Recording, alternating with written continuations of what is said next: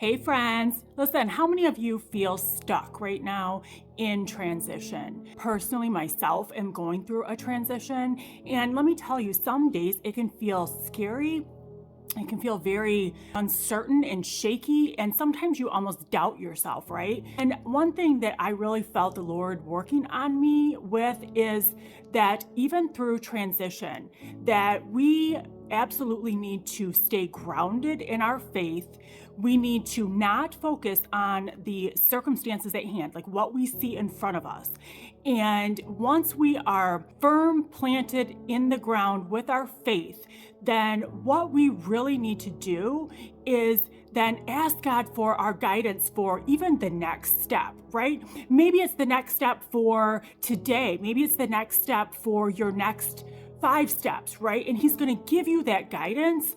But the one thing I want to encourage anyone that is going through a transition right now in life, whether it's a career transition, a transition where you feel that you're stepping into your calling, or you feel like you are entering this season where you are more fulfilled and you are stepping out on sheer faith, and you are maybe moving into a season where you're more focused on having a significance in the kingdom or a significance in your purpose, right? And not where you're not as focused on career aspirations or monetary, places of, what is my next company or what is my next corporate strategy for the next 5 years, etc., right?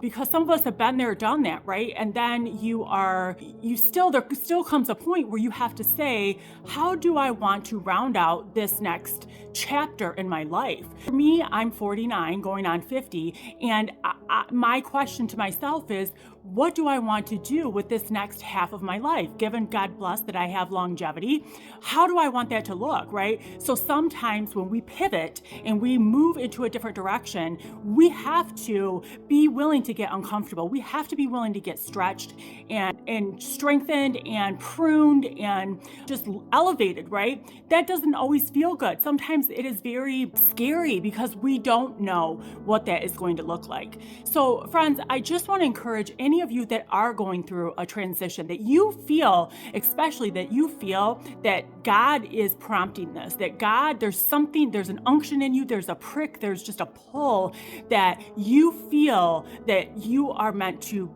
be going into this different path, and you don't have a full strategy map. You don't have a full business plan or, a schematic that is giving you breakdown month over month of here's my initiatives, here's my KPIs, right? Like that can be scary when you don't have a navigation of or a true blueprint of what that's going to look like.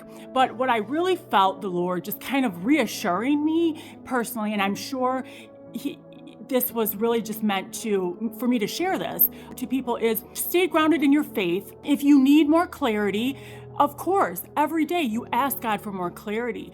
But I think the one big thing that I could encourage is don't abandon ship just because you are maybe feeling uncertain or have some fear or just you feel ambiguous, and that's unsettling, okay? So anyway, I just encourage you to keep going and ask God for guidance and wisdom along the way, and He will give that to you. Maybe it's not crystal clear every time, but sometimes there is a testing in our faith too when we don't know. So I think our natural tendency is to just, go to where it's comfortable and secure.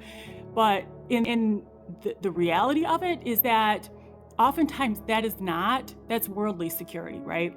And God is trying to elevate us to a new place, a new area in our walk, in our life. And He always has great purposes for us.